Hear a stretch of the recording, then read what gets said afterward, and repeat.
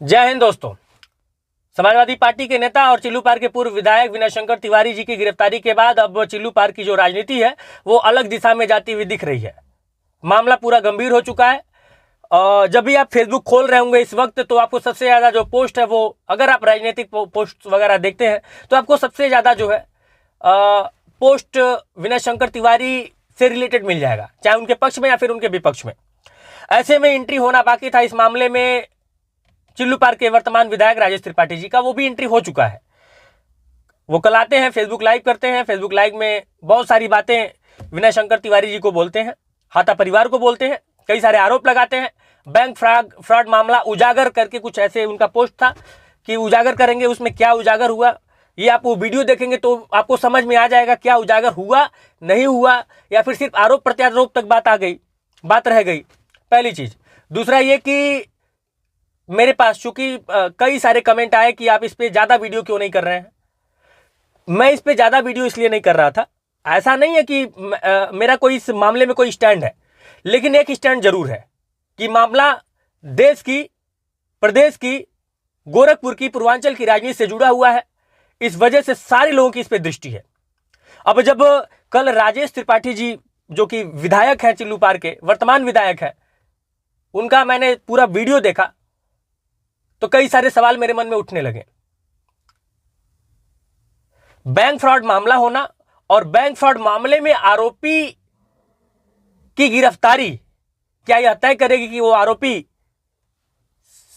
है, मतलब कि सिर्फ आरोप लगे हैं या फिर गुनहगार साबित हो चुका है। पहला पॉइंट। दूसरा पॉइंट ये कि अगर गुनहगार साबित हो गए तब तो उनको फ्रॉड और तामझाम आप जो बोलना है बोलिए, लेकिन अगर नहीं हुए हैं तो क्या बोलना उचित होगा? हाँ, राजनीति में सब कुछ उचित है। एक कहावत भी है कि इश्क और जंग में सब जायज है, लेकिन जिसने ये कहावत कहा था वो शायद भूल गया था कि यहाँ पे एक लाइन, उसने एक वर्ड मिस्टेक कर दिया था। उसको कहना चाहिए था कि इश्क मतलब कि प्यार और जंग और राजनीति, इन तीनों में सब जायज है। आप जितना जो कर सकते हैं करिए, चाहे वो कोई पार्टी हो, चाहे वो कोई नेता हो। खैर, हम मुद्दे पे आ जाते हैं।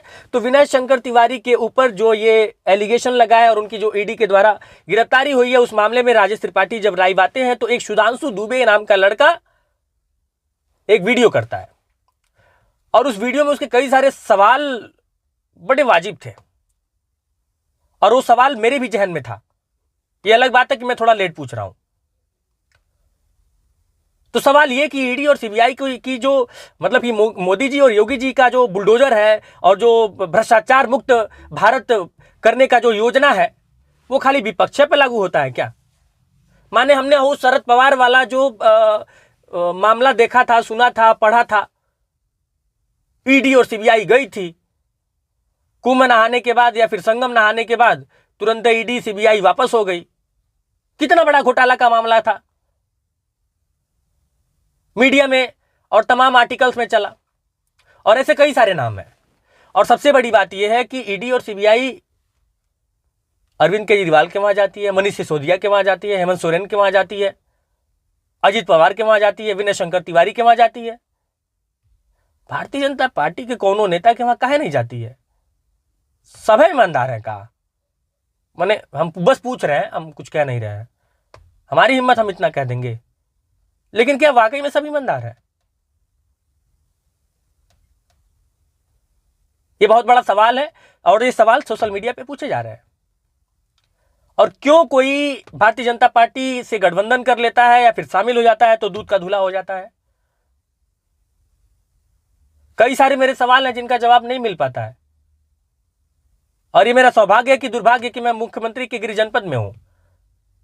कितने सारे भ्रष्टाचारों का कवरेज किया, सवाल पूछता रह गया, चिल्लाता रह गया इंसाफ के लिए, लेकिन मुख्यमंत्री जी के अधिकारी जो मतलब जिलवा में बैठे हैं, मामला चौपट रफा दफा कर दे रहे हैं। जिस जनता दरबार में कई सारे ऐसे मामले मेरे सामने आए, जिस जनता दरबार में योगी जी पीड़ितों से मिल रहे हैं, उनको तक अब उनके अधिकारी इंसाफ नहीं दिलवा पा रहे हैं, तो उन अधिकारियों के घर पे ईडी और सीबीआई काहे नहीं जाती है?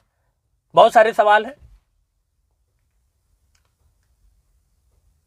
इस कार्यवाही से मुझे या फिर किसी पत्रकार को कोई आपत्ति नहीं होनी चाहिए, और ना ही है, लेकिन सवाल सिर्फ इतना कि खाली विपक्ष पर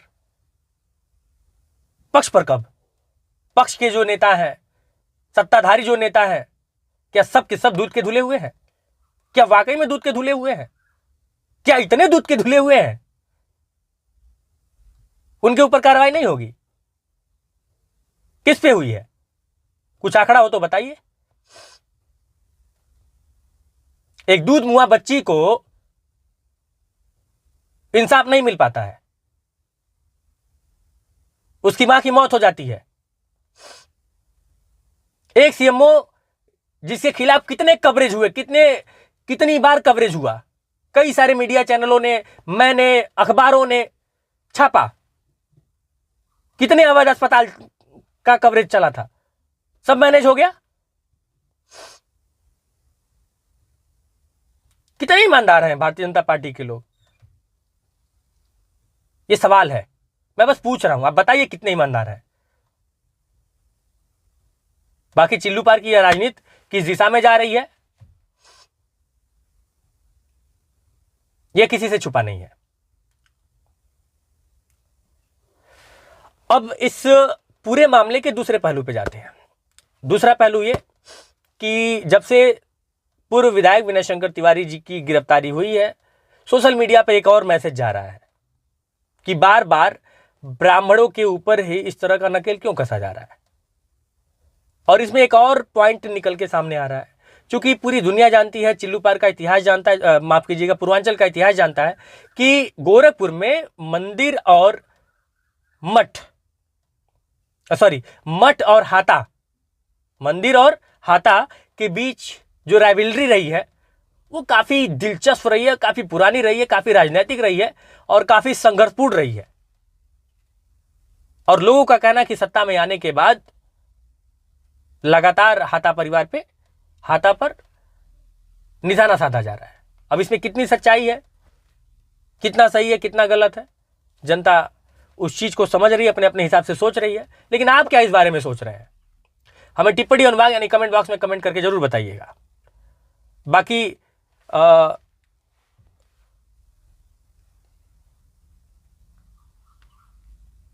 सुधांशु दुबे नाम के लड़के ने जो वीडियो बनाया है और जिस हिसाब से राजेश त्रिपाठी जी से सवाल पूछा है, उसमें से कई सारे सवाल मुझे भी जायज लगे। वो सवाल पूछा जाना चाहिए, हमें अपने जनप्रतिनिधियों से पूछना चाहिए, चाहे वो लोकायुक्त की जांच मामले में जब वो उनको पद से हटाया गया उसको लेकर, या फिर चिल्लू पार की राजनीति को लेकर, चिल्लू पार के विकास को लेकर, और भी बहुत सारे मामलों को लेकर, ईडी सीबीआई के रवैये को लेकर, जो सवाल उस लड़के ने पूछा काफी जायज लगा। बाकी इस मामले में आपका क्या कहना है, हमें कमेंट बॉक्स में कमेंट करके जरूर बताइए। जय हिंद।